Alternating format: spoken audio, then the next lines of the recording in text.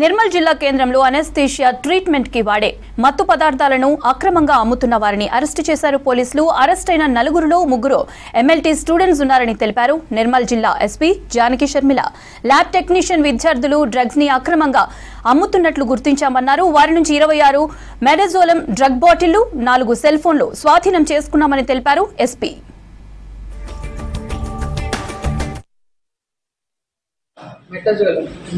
మెటజోలం injection ఇది hospitals లో అనెస్థీషియాకి వాడతారు.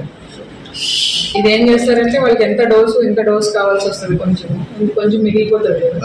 ఫస్ట్ లో వాళ్ళు ఏం చేశారు, ఇది ఏదో మత్తు బాగుంది కదా అని దే ట్రైడ్.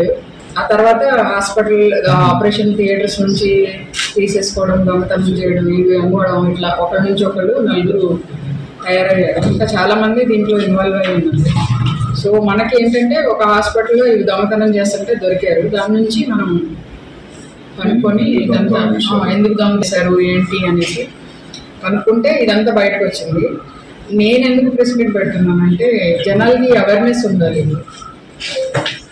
అవేర్నెస్ లేకపోతే చాలా ఇబ్బంది అవుతుంది. సో మామూలు హాస్పిటల్స్ వాళ్ళు కూడా ప్రాపర్ ఇన్వెంటరీ పెట్టుకోకుండా ఎన్ని ఇంజెక్షన్స్ వాడాము ఆపరేషన్ థియేటర్లో, ఎన్ని ఖర్చు అయినాయి, ఎన్ని మిగిలాయి అనేది ప్రాపర్ ఇన్వెంటరీ పెట్టుకుంటే బాగుంటుంది. అది నా సజెషన్. దీంట్లో యాక్చువల్గా 4 ఉన్నారు.